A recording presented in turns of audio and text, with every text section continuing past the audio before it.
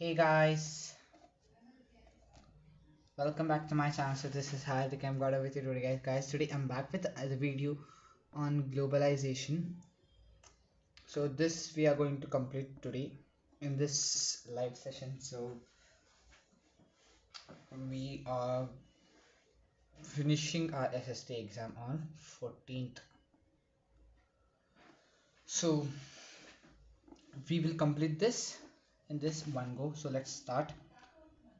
So we are going to do introduction, production across countries, interlinking production across countries, foreign trade and integration of markets, factors that have enabled globalization, impact of globalization and the struggle for fair globalization.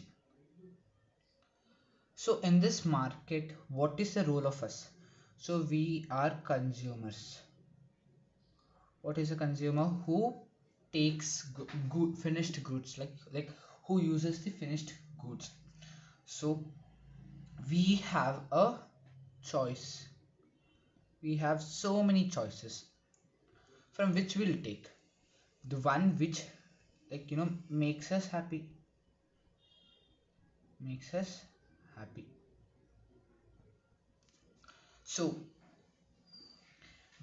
we have a lot of wide choices of goods and services. And why is this? Because of globalization. What is globalization? This will study. So let us take an example of cars itself. Before we used to have these type of cars, okay, but now these cannot be seen in the roads itself. Why? Because we have so many choices of like various, you can say various companies like BMW, Ford, Maruti Suzuki, Tata, so many, and people have stopped using this ambassador and Fiat cars. So such wide ranging choices of goods in our markets is relatively recent phenomenon. This was not available 20 decades ago. So, oh, sorry, so this was not available a long time ago, but this is a recent phenomenon. Recent phenomenon means like that happened recently. This could not be seen 20 years ago or 2 decades ago. So how did this transformation takes place, and like what were the factors that enabled them and all, will be studying in this chapter. So the first, these are the questions that we are going to answer through this lesson. So hello Akhilesh. So what is a consumer? Consumer is a person who takes or uses the finished goods for himself. Next, production across country. So until the middle 20th century, production was largely organized within countries. So like for example, let us take India itself. Production means like the manufacturing product, process that was taking place in India itself. We were not doing trade to that extent at that time.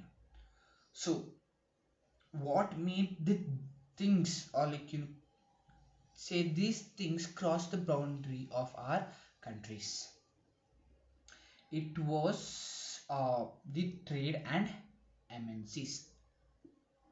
MNCs mainly. How? Let us understand here. So we were under British rule that time. Colonies like India exported raw materials and imported finished goods. Like we used to supply them the raw materials and take the finished goods. Finished good. So trade was the main channel connecting distant countries. This point is important. Mark it down in your textbook.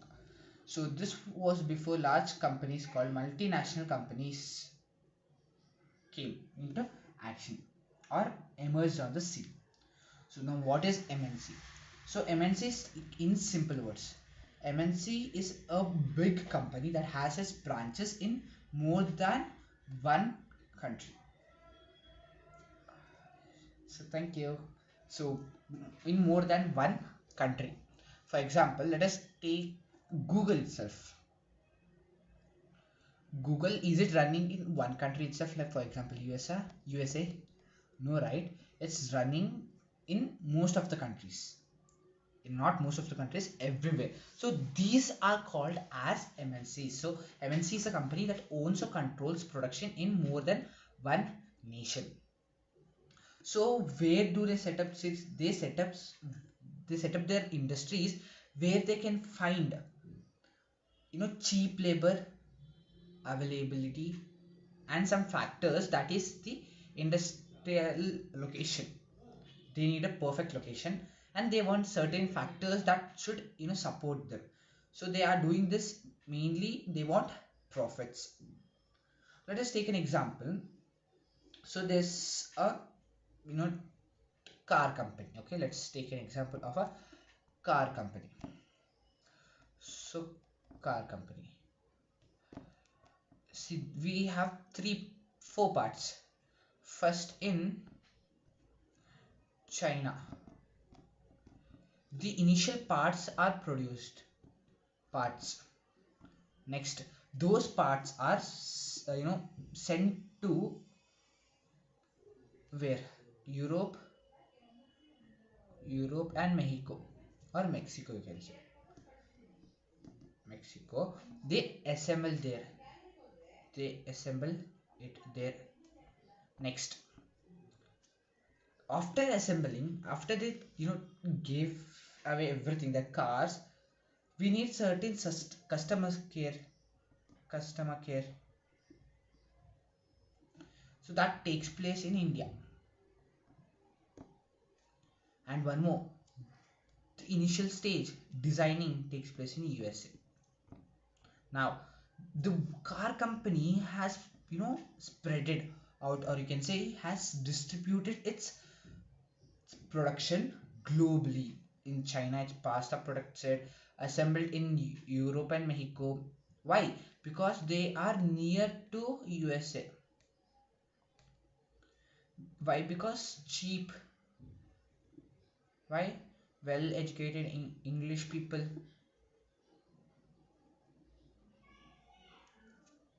USA, because the main place is there itself. So these are some things that the industrial people depend on. Oh, sure you have understood. Now, after this, after understanding the advantages of certain places, this eventually leads the MNCs to get, or you can say to save up about like 50 to 60 percentage of their total production cost that would have happened if they had manufactured in one place itself. So the advantages of spreading out their production in other countries is very useful for them. As I told, they can save up to 50 to 60 percentage.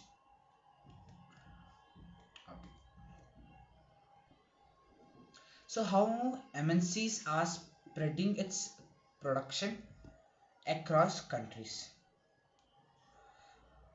A large MNC producing industrial equipment design its products in research centers in United States. The same example is given here. Next,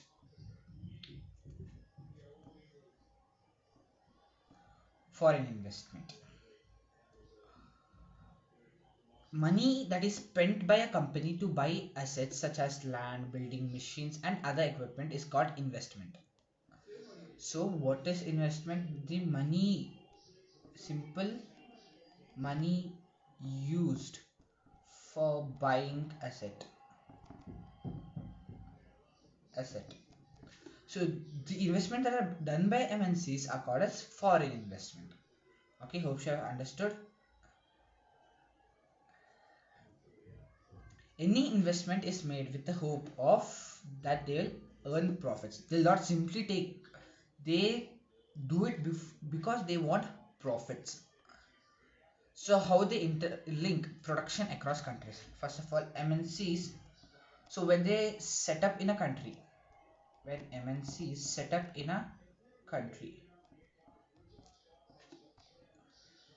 So first they join with, first thing, like it's not like compulsory they'll do this, it's like assumption. Some they do, they work jointly with local company.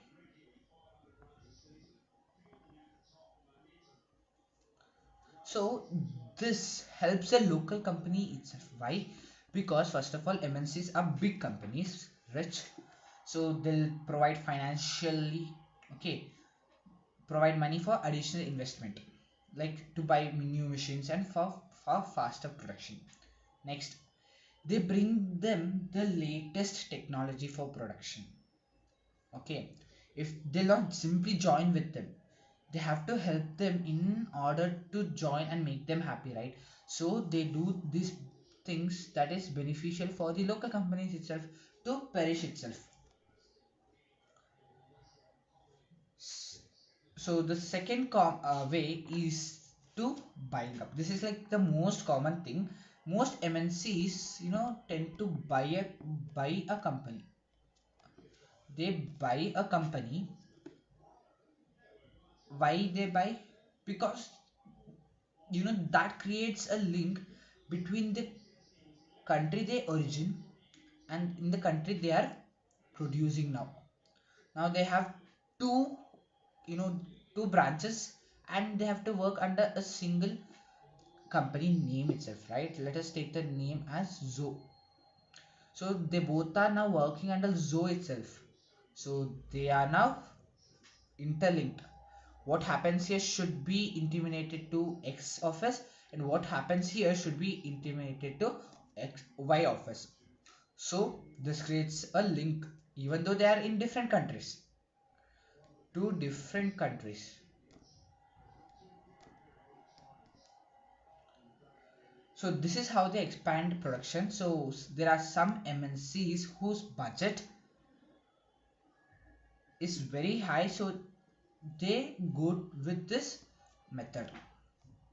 Example, Cargill Food, Parag Food. So Cargill is a USA food company who bought Parag Food, that is Indian company. Indian company. They bought it, and Parag Food was well reputed in India, but also they had four oil refineries now, is which is controlled by Cargill, and now they are the largest producer of edible oil in India, where they can make up to 5 million pouches each day. Okay, so the next way is to give, or ask. Yes, so the next way is that they ask small producers, very small producers, to you know producers to produce the things on behalf of them. They'll give them the salary, but those things that are made by them will be sold under their company. So they have those powers to determine price, quality, delivery, labor conditions for distant producers. So these are the examples. Garment, footwear, sport items are the examples of these industries. Thus, we see that there are a variety of ways in which MNCs are spreading their production and interacting with local producers in various countries across the globe. So the partnership, giving contracts to local producers, or taking over local producers. So these three ways we saw. So this created a link between countries. Next, what is foreign trade and integration of markets? So in history we know that, in history we know that in India, this is the bottom part. There were many trade routes through which people came to trade, right? And East India Company, East India Company initially came to India to do what? Trade itself. They had come with to do trade, but instead of doing trade, what did they do? They ruled over countries, right? So, in our own words, if we have to say that trade means, mm, buying things from each other, right? Trade in very simple words. So, foreign trade means trade that takes place over two different countries. So, country A buys country B's X product while B purchases A's Y product. Like this. This is foreign trade. This is foreign trade. Now, how the integration of markets are taking place? How? So, foreign trade provides a vast market to producers. That is correct, right? Yes. So, producers here, when they do foreign trade, they don't only get the opportunity to sell the products in their own country's market, as well as they can sell it in other countries' market as well. So, this creates a competition between two countries, and these gets interlinked. Integration takes place.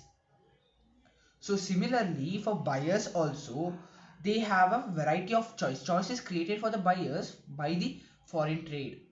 This will help in increasing or higher standard of living that is possible with it.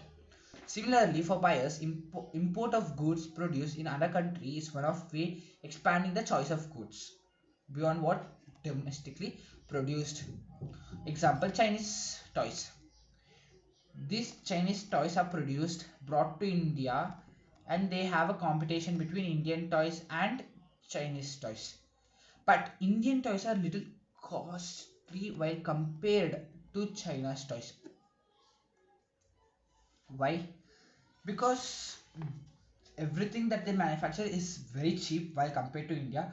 So obviously people, if they are shown two different toys, for example, okay, this is from China, this is from India, this is 5 rupees and this is 3 rupees, obviously they'll buy this one, or let us take 4 rupees only, they'll buy obviously the one with less amount of money. Yes, right. So they start exporting plastic toys to India. Indians have more options to choose from. Chinese toys are cheap, latest in design, become popular. Within a year, 80 to 70% of toys were replaced by Chinese toys. So next topic is, we have understood two different things. First thing is that production is distributed various, and it is getting linked or interlinked by each other. Second one, integration of markets is taking place through foreign trade. So these two statements, just put it together, that is what globalization means. So globalization means, or you can say it is a process by which two countries is getting interlinked by foreign trade, where the markets are getting integration of markets are taking place, as well as the products are spreading. See, in very easy words, foreign investments that are made by the MNCs, right? So MNCs are setting up in many places now. So the locations that are looking for are increasing. After setting up, the foreign investment that are made by them are increasing nowadays, and foreign trade is also increasing day by day while compared. So these three topics, so that is location, foreign investment, and foreign trade, all three are increasing. So this is done by whom? MNCs. So MNC have a greater role to play in the process of globalization. So what is globalization? Globalization is a process of rapid integration or interconnection between countries. Why they have major part? Because a large part of foreign trade are controlled by MNCs. Example, Ford Motors. They produce cars in India, but do they sell only in India? No, right? They sell it to other countries also. This is foreign trade. For example, South Africa and African countries. So they sell it there also. So that is foreign trade. So the result of more foreign investment and greater foreign trade has been greater integration of production and markets across countries. So thus globalization happens. Next we'll be talking, and there's one more way through which globalization can take place. That is movement of people. So why movement people move? To have better jobs, to get better income, or to have a better education. But nowadays, like few decades, we are seeing that this has not increased. Okay, so why? Because there is due to various restrictions that have been imposed. Next, let us talk about the factors that have enabled globalization. First one is the technology. Technology. So technology. This question had come in our sample paper.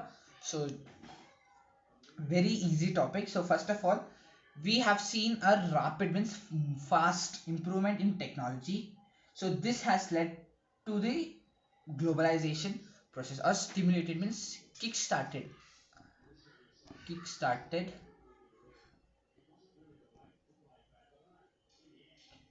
globalization. So you know before 50 years, if we see those times, trade that was happening, and nowadays trade, it's a lot better when we compare to that time, because there was no technology at that time. Now technology has made everything so easy and so fast.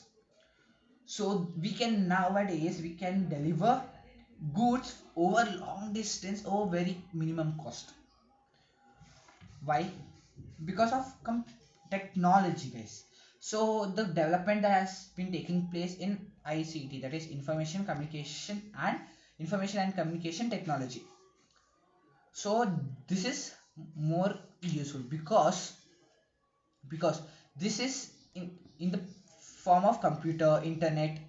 So these changed every single thing rapidly, means fastly. Because see, let us take the example of telecommunication, means to contact persons from one place to another. Now this can be used to receive info, give info from remote areas, from the places. For example, if you are in India and the person is in Australia, can you visit him every day? No, right? But you can call him every day. That is happening because of the telecommunication.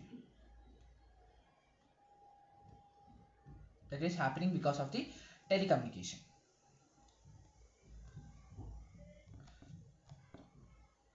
So telecommunication means not only the phones, but there is fax machine, other devices also. And now if you talk about one thing, that is computer you can see in each and every field that you go. Yes. Now why computer is used? Computer means like internet is very much needed, because you can send electronic mails, like emails and voice calls, video calls you can do, right? So this was the topic about technology, and now let us read about liberalization. Liberalization means to remove the trade barriers that was imposed. Very simple. To remove the trade barriers or restrictions set by the government, this process is known as liberalization. So Indian government before independence, sorry, after independence, so they imposed these barriers because that was the initial time the industries were setting up. So they felt that if they now itself they if they felt the competition, they would not perish, they would not be successful. So it gave them the time to perish itself, make themselves successful. So in 1990s or 1991, around 1991, they took off this barrier. So this process is called as liberalization. So they liberalized the trade barriers. Okay. After liberalization, it was very helpful for the producers, because first of all they have to improve to face the competition, right? Like if they give, okay, let us say for 50 rupees, if one person from India gives 50 grams of flour, and MNC give for 50 rupees 80 grams of flour, sorry, not flour. So which is better? Obviously people will choose this one, right? Now to outstand him, this guy have to give 85 grams. So the quality improved.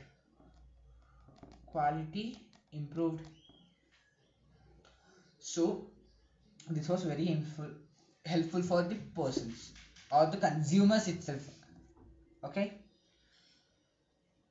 yes.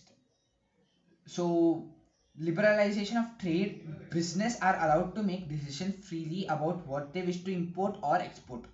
Government imposes much less restriction than before, and there is therefore said to be more liberal. So this we said. And to liberalize, certain big organization supported India. So those organization is the WTO, World Trade Organization. So these are the companies, or like not companies, organization which ask the develop developing countries to release, or to take off the barriers that have imposed. Okay, this is formed by 164 countries currently. So these organizations say that barriers to foreign trade and investment are harmful, so they'll ask the countries to take it off. But but developed countries have, you can say, influence them, as they are the main persons there. So certain countries, developed countries, have retained their trade barriers trade barriers.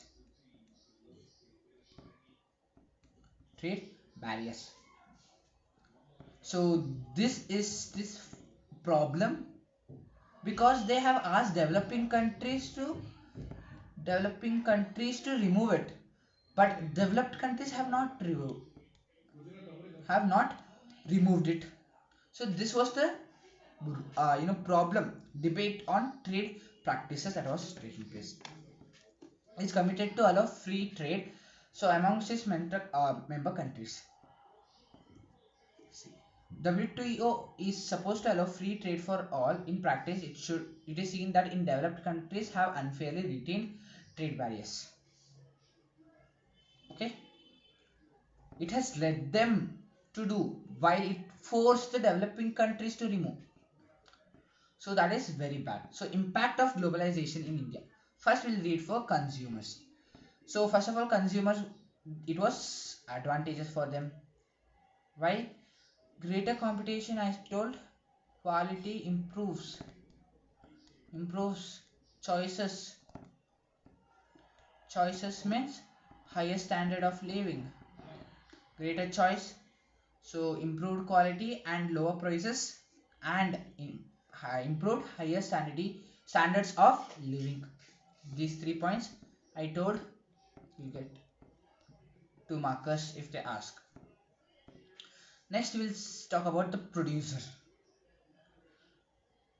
Foreign investment increased in India, employment opportunities increased, rise to big MNCs, and latest technology was provided, which made the production to go up. That means more money and all takes place. So moreover, globalization has enabled some Indian companies to emerge as multinational themselves. Example: Tata Motors, Infosys, Ranbaxy, Asian Paints, and Sundaram Fasteners. Globalization, one more point, for small producers, like those who provide raw material to the MNCs for their production.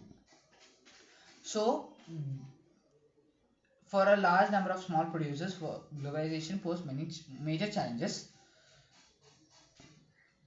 See, first of all, new jobs I told, and Local companies which supplied raw materials also boomed up with MNCs. This is small producers means small MNCs. They are not MNCs at all. They are small industries, small scale industries.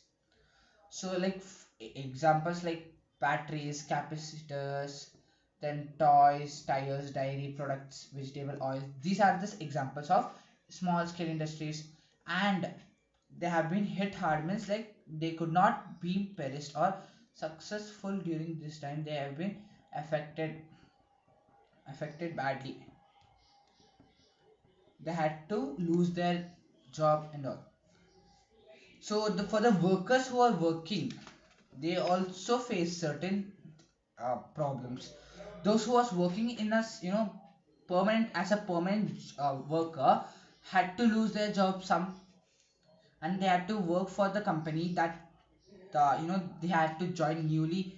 They were not given the advantages that they were given before.